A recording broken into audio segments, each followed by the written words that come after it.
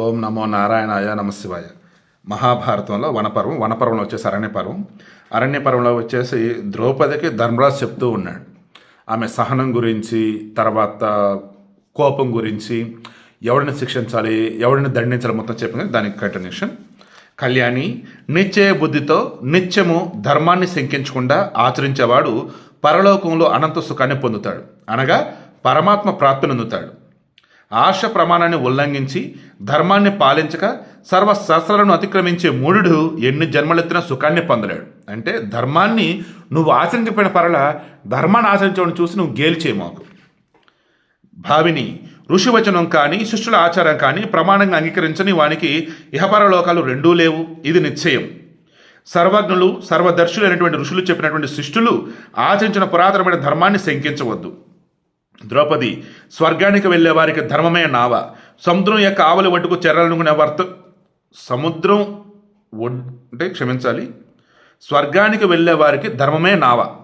ఏ రకంగాట? సముద్రం యొక్క ఆవల ఒడ్డుకు చేరాలనుకునే వర్తకునకు అది నావ వంటిది. నేను సముద్రం మధ్యలో ఉన్నా, ఒడ్డుకు చేరుకోవాలి, అప్పుడు నాకు నావ కావాలి. అలా ఒక వర్తనకు ఎలాంటిదో నువ్వు స్వర్గానికి చేరుకోవాలంటే ధర్మం అనే నావ ద్వారానే నువ్వు స్వర్గానికి చేరుకోగలవు. సాధ్వి, ధర్మాచార పరాయణుడు ఆచరించిన ధర్మం నిష్ఫలమే అయితే ఈ సమస్త జగత్తు అంతులేని అంధకారంలో మునిగిపోతుంది. నువ్వు నన్ను అంటున్నావు కదా ధర్మాన్ని ఆచరించి మీరు ఏం చేశారని చెప్పేసి, పిచ్చిదానా, ఆ ధర్మమే గనక ఏమాత్రం నిష్ఫలం గనక అయినట్టయితే ఇక ఈ సమస్త జగత్తు కూడా అంతులేని అంధకారంలో మునిగిపోతుంది. ధర్మం నిష్ఫలమైతే ధర్మాత్ములు మోక్షాన్ని పొందరు, వారు విద్యలనే అభ్యసించరు, ఎటువంటి ప్రయోజనానికి ప్రయత్నమే చేయరు, కేవలం పశువుల్లా జీవితాన్ని వెళ్ళబుచ్చేవారు.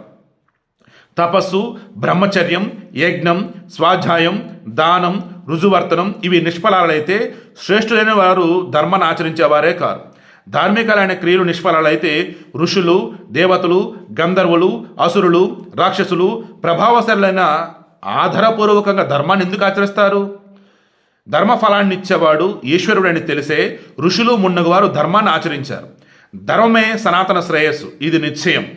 అటువంటి ధర్మము నిష్ఫలం కాదు, అధర్మం కూడా నిష్ఫలమైంది కాదు. విద్యలకు, తపస్సులకు ఫలాలు కనబడుతూనే ఉన్నాయి. నీవు ప్రసిద్ధమైన నీ జన్మ వృత్తాంతాన్ని ఒకసారి గుర్తు తెచ్చుకో.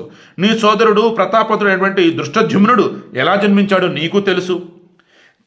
తెలినవ్వు కలదానా, ఈ చెప్పిన దృష్టాంతం చాలు నీకు. ధీరుడు కర్మఫలాన్ని పొందుతాడు, ఆ ఫలం స్వల్పమైనా సంతోషిస్తాడు. కానీ బుద్ధిహీనులు ఎక్కువ ఫలాన్ని పొంది కూడా సంతృప్తినందరు. అటువంటి వారికి పరలోకంలో ధర్మం వల్ల కలిగే సుఖం కొంచెం కూడా ఉండదు.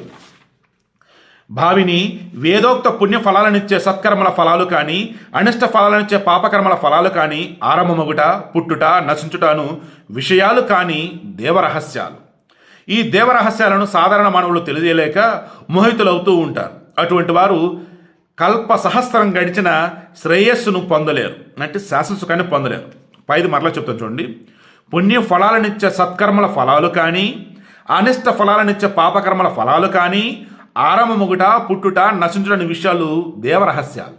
అంటే ఏవైతే ఉన్నాయో పాపకర్మల ఫలాలు, ఏది అనిష్ట ఫలాలనిచ్చేవి, అదే సత్కర్మ ఫలాలనిచ్చేవి, అంటే పుణ్య ఫలాలనిచ్చేవి, ఇవన్నీ కూడా దేవరహస్యాలు. అవి మనకు తెలియవు. చేయలేయాల్సిందల్లా ఏంటి? ధర్మాన్ని ఆచరించాలి. ఈ దేవరహస్యాలు ఓకే అయిపోయింది. ఇవి దేవతలకు రక్షింపదగినవి. దేవతల మాయ తెలియరానిది కదా.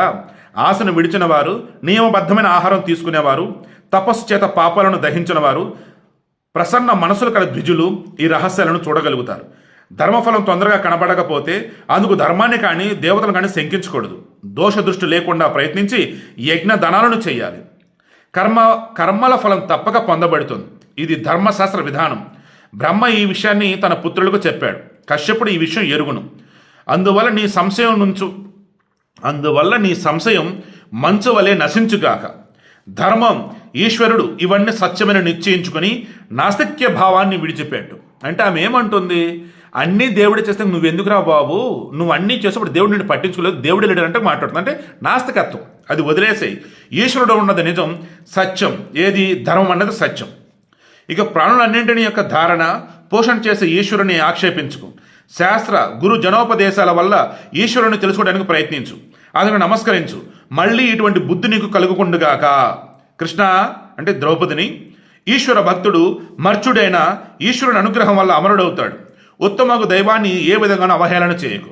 అంటే మరణం సంభవించను కానీ వాడు అమరుడవుతాడు ఈశ్వరుని యొక్క దయ ఉంటే అని చెప్తున్నాడు. సో ఈశ్వరుడు శాశ్వతం. ఇక రేపు ద్రౌపది మరి మరలా రివర్స్లో ధర్మరాజు చెప్పాలి కదా, ఏం చెప్పింది ఏంటి రేపు డిస్కస్ చేద్దాం.